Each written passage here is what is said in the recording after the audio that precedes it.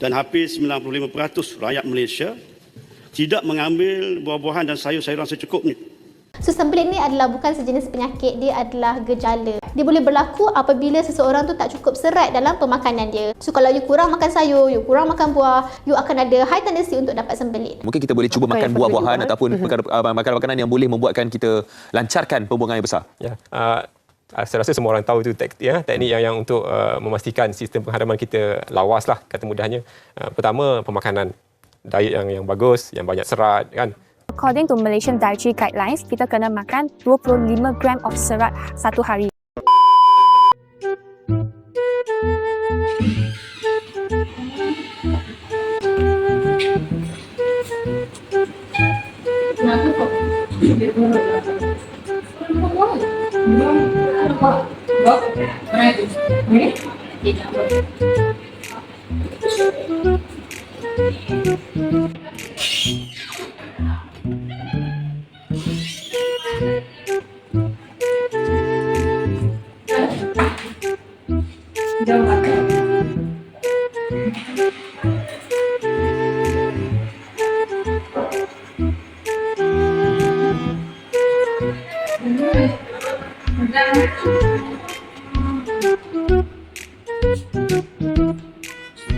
Tapi kenapa tak ada orang buat innovation pakai olahraga?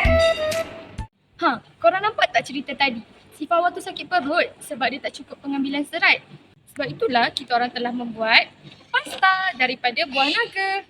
TVET Mara Lenggong merupakan institusi pendidikan di bawah bahagian kemahiran dan teknologi PKT Mara yang menawarkan program TVET berteraskan kemahiran tinggi.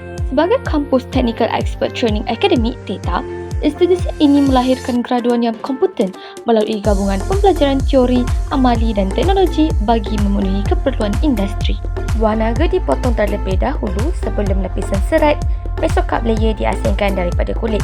Lapisan serat tersebut kemudian disusun dengan teliti di atas loyang dan dikeringkan pada suhu 55°C selama 1 jam 30 minit menggunakan mesin oven dryer.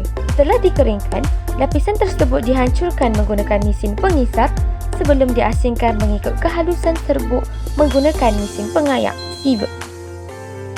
Tekstur serbuk paling halus dicampurkan bersama tepung gandum, lalu diaduk bersama telur, sedikit minyak, air dan juga garam.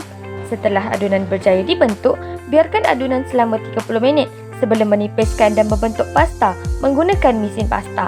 Pasta yang terhasil dibiarkan pada suhu bilik untuk mengeringkannya pada kadar optimum. Penyataan masalah yang pertama ialah kurangnya pengambilan serat makanan dalam diet masyarakat Malaysia. Pengambilan serat yang rendah merupakan isu yang membimbangkan kerana dianggapkan 90% rakyat Malaysia tidak mengambil serat mengikut saranan harian. Kekurangan pengambilan serat ini boleh meningkatkan risiko pelbagai masalah kesihatan seperti sembelit, penyakit kardiovaskular, diabetes dan kanser kolorektal. Selain itu, lambakan kulit buah naga yang merangkumi 22% hingga 40% daripada berat keseluruhan buah sering dibuang sebagai sisa semasa proses pemprosesan walaupun kaya dengan serat serta mengandungi pigmen semula jadi yang bernilai.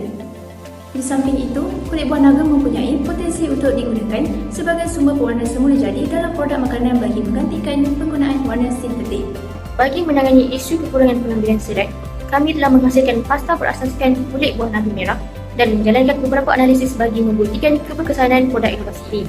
Analisis serat kasar iaitu dietary fiber menunjukkan bahawa sampel 2 mempunyai kandungan serat tertinggi iaitu 10.598%, diikuti oleh sampel 1 dengan 6.802%. Kedua-dua sampel pasta ini mempunyai kandungan serat yang lebih tinggi berbanding pasta komersial yang hanya mengandungi 3.369% serat.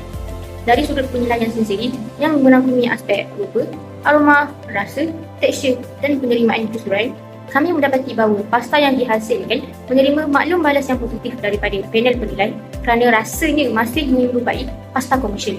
Selain itu, majoriti panel lebih tertarik kepada sampel 2 yang mempunyai warna merah campur yang lebih gelap. Dari segi tekstur, pasta yang dihasilkan juga hampir menyerupai tekstur pasta komersial, menunjukkan bahawa produk ini berpotensi diterima oleh pengguna dan mempunyai potensi untuk dikomersialkan. Produk inovasi ini disasarkan kepada beberapa kumpulan pengguna, antaranya ialah golongan ibu bapa yang mempunyai anak-anak kecil, kerana warna merah jambu semula jadi pada pasta dapat menarik minat kanak-kanak untuk menikmati makanan yang lebih tinggi kandungan serat.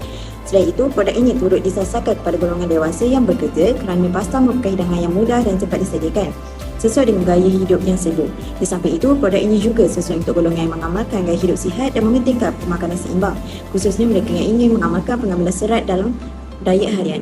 Inovasi ini memberikan berbagai manfaat, antaranya mempromosikan amalan sifar pembaziran zero waste melalui penggunaan sisa kulit buah naga yang sebelum ini kurang dimanfaatkan.